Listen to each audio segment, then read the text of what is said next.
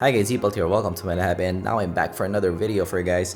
And this is a question that I'm being asked here in this channel a couple of times now.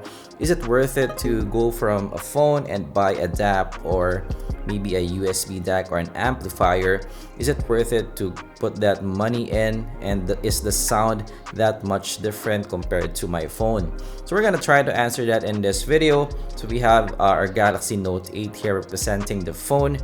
We have the Apple XS with the Accessport right here for the DAC. This is the winner in the USB DAC here in this channel. You have the Shandling M0, what I would say is the middle ground, the best budget DAC, $100 for me, best sounding anyways. And we have the WM1a. This is a $1,000 DAP here. And we have the IFI Black Label here with the X-Duo X3. This is my favorite amplifier that I'm using with my headphones as well.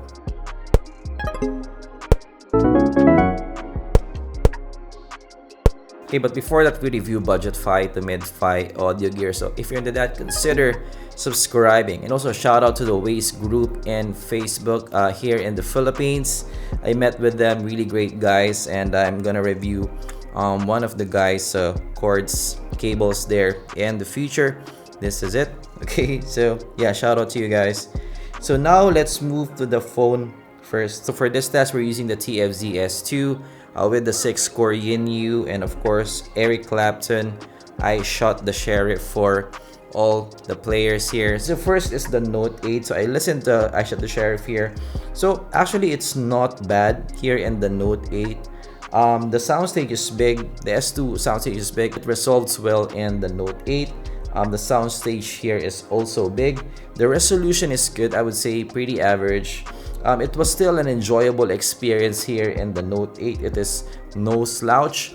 The volume is around 60%, so it drives the IEM to pretty good volumes. So I would say that it still can power more powerful earphones, even more than the S2.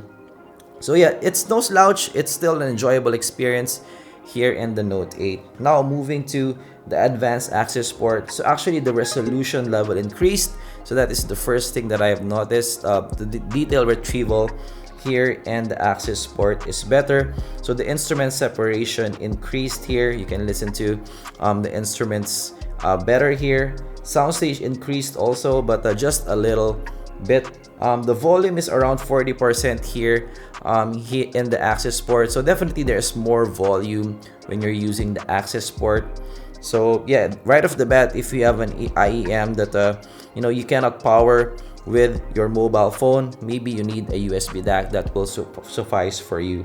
So the mids are also more forward here in the Accessport, and it's better sounding, yes, but I would say just a bit in the Accessport. They are pretty close here, phone and also the Accessport. So is it worth it going to the Accessport? I would say it will depend on you. It's not a yes right off the bat. If you have around, let's say $20 earphone, maybe not. If you have around maybe $50 earphone, maybe yes for the Accessport. I would say that that will be sort of the trend here in this comparison, in this like is it worth it comparison. If you have an equal value IEM, it will be worth it to get an equal value amplifier. Now moving towards the Shandling M0. So okay, right off the bat, the Shandling M0, the difference is more substantial here. So the resolution level increased from the Accessport here. There's better articulation. I think that is one of the key things that you will notice here. The detail retrieval is better here. And that has a bigger increase from the phone. Definitely the imaging is better in the Shandling M0.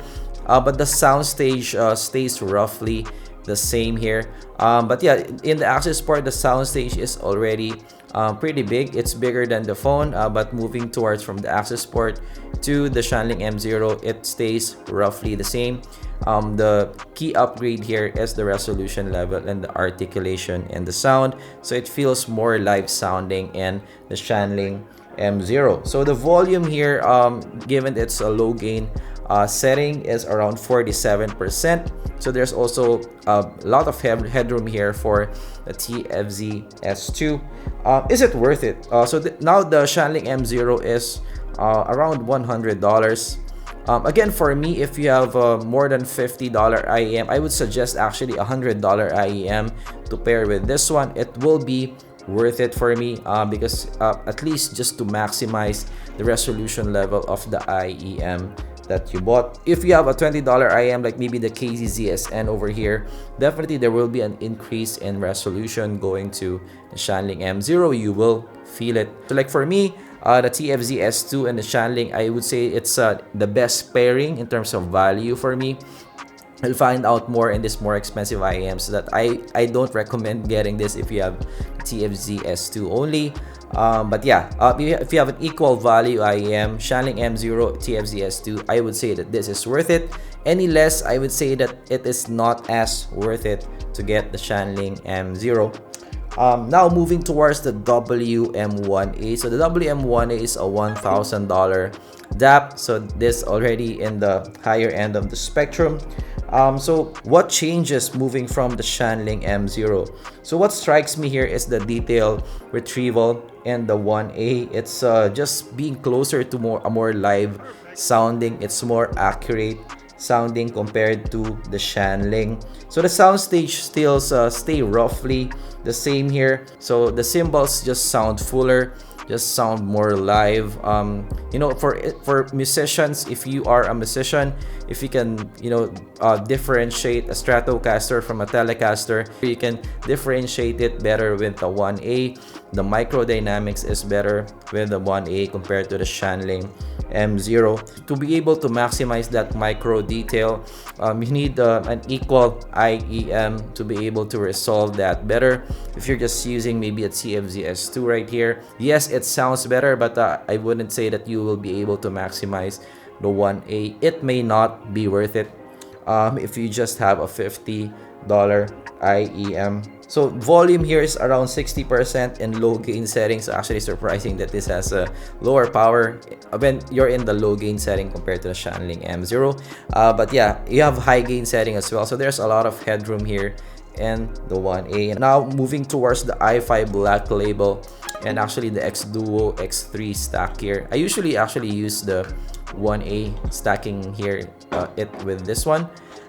So okay, moving from the 1A to the IFI Black Label. Actually, this two is equal for me in terms of my favoritism. They're different sounding. So the 1A is more live sounding, more accurate, has more micro detail. But the IFI Black Label has bigger soundstage. It has I would say a more clinical kind of sound. It's not as live sounding as the 1A, but it still has very, very good resolution here. There's just a different tuning and sound here. So yeah, I would say that still I will give the edge to the Black Label for me. There's still also a pairing thing. So when I pair this with my Aliexpress, I like the pairing because yeah, the Aliexpress is already live sounding. So I pair it with this. It tames down the Aliexpress a bit. It has bigger soundstage here, and the Aliexpress doesn't have a really big soundstage. So that kind of combination really works for me. But when paired with my IEMs, I don't like the IFI Black Label. It doesn't bring out the sound for me as much as I would like with the S2. I mean, with other IEMs it may work. IFI Black Label has bigger soundstage, especially with the 3D audio here. It has better instrument separation. It has actually better layering. The stage is really just better. The volume here is around just 30% to get this to a good volume. So there's a lot of power here. So right off the bat, if you have a headphone, maybe a 300 ohm or greater headphone, you would need an amp to power that. That is why I bought this, because I have several headphones with me that really is power hungry. So this is what I use for them. Yeah, is it worth it too? So definitely the BL is more powerful. If you have a headphone again that has that requires more power than usual, maybe a 300 ohm headphone, this is a good pickup. You know, this around 30,000 pesos or around $600. If we have an equal value, I would say even the HD600, I love it with this one, and the Bayer Dynamic DT1990. So if you have an equal value or higher amplifier, I would say that this is worth it. If you have a $50 IEM, this may not be worth it, but definitely there's a big difference in the sound here when you move from the phone. You know, when moving towards the phone, moving towards upgrading, you know, the difference is not that big, especially if you're a casual listener. For a casual listener, some may even not notice the difference. I have tried the WM1a with my friend who's not into audio. He cannot tell the difference with his phone. So yeah, this is, you know, an emotional thing, this subjective kind of thing. It will be really up to you if it's worth it for you. Better if you have a listen, especially if you're investing in more expensive IEMs. Better if you have a listen to them. Make sure that that is for you. You know, moving towards from this to the Accessport to the Shandling, there's always an upgrade here. The percentage may not be as big, but there is an upgrade, and again, that will be up to you if it is worth it for you or not. So that is my comparison. Hopefully you learned something. If you learned something, leave a like, and of course subscribe for more content like this in the future. So this is not a scripted kind of video, so I may ramble a bit more than usual here, but still, hopefully you like this kind of content. If you learned something, leave a like and a subscribe for more content like this in the future. And I'm gonna see you guys in the next video. I will show my face in the future because I'm still sick right now. So yeah, we'll see you soon, guys. Okay, goodbye.